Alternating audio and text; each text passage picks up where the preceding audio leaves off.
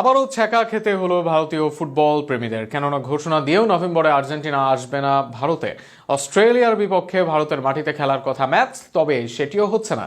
ভারতের দাবি ফিফার হস্তক্ষেপ, আর্জেন্টিনা বলছে ভুলটা ভারতেরই। ভারত শর্ত ভঙ্গ করেছে, যথাযথ আয়োজন করতে পারেনি বলেও জানিয়েছে এএফএ। আরও শুনুন প্রতিবেদনে। ডিসেম্বর মাসে ভারতে অস্ট্রেলিয়ার বিপক্ষে প্রীতি ম্যাচ খেলার কথা ছিল তিনবারের বিশ্ব চ্যাম্পিয়ন আর্জেন্টিনার।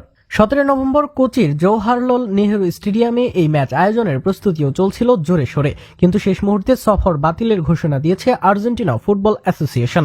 এএফএ এর পক্ষ থেকে জানানো হয়েছে নভেম্বর মাসে তারা ভারতে যাচ্ছেন না, বরং লিওনেল স্কালোনির নেতৃত্বে স্পেন সফরে যাবে আর্জেন্টিনা দল, যেখানে তারা প্রশিক্ষণ নেবে এবং 14 নভেম্বর অ্যাঙ্গোলার বিপক্ষে লুয়ান্ডার একটি প্রীতি ম্যাচ খেলবে তারা। একই সঙ্গে এএফএ স্পষ্ট করে দিয়েছে 2025 সালের নভেম্বরে ভারত সফরের কোনো পরিকল্পনা নেই তাদের। আর্জেন্টিনা ফুটবল অ্যাসোসিয়েশনের এক কর্মকর্তা স্প্যানিশ দৈনিক লা নাসিওনকে জানান, ম্যাচ আয়োজনের জন্য প্রয়োজনীয় শর্তগুলো পূরণে ভারত ব্যর্থ হয়েছে।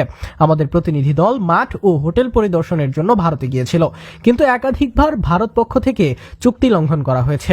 আমরা চেষ্টা করেছিলাম ম্যাচটি নভেম্বরে আয়োজনের, কিন্তু শেষ পর্যন্ত ভারত প্রতিশ্রুতি রক্ষা করতে পারেনি।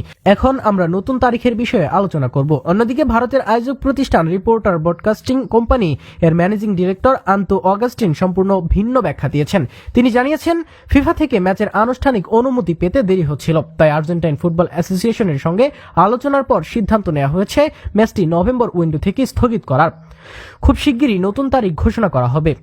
অর্থাৎ ভারতীয় আয়োজকের দাবি বিষয়টি প্রশাসনিক জটিলতা ও অনুমোদনের বিলম্বের কারণে স্থগিত করা হয়েছে, চুক্তি লঙ্ঘনের কারণে নয়। কিন্তু এএফএ এর বক্তব্য স্পষ্ট, তাদের দৃষ্টিতে ভারত আয়োজনের শর্ত পূরণে ব্যর্থ হয়েছে এবং বারবার প্রতিশ্রুতি ভঙ্গ করায় সফর বাতিল করা ছাড়া উপায় ছিল না। ফলে মেসিদের দেখা পেতে আপাতত আরও অপেক্ষায় থাকতে হবে ভারত ফুটবল প্রেমীদের।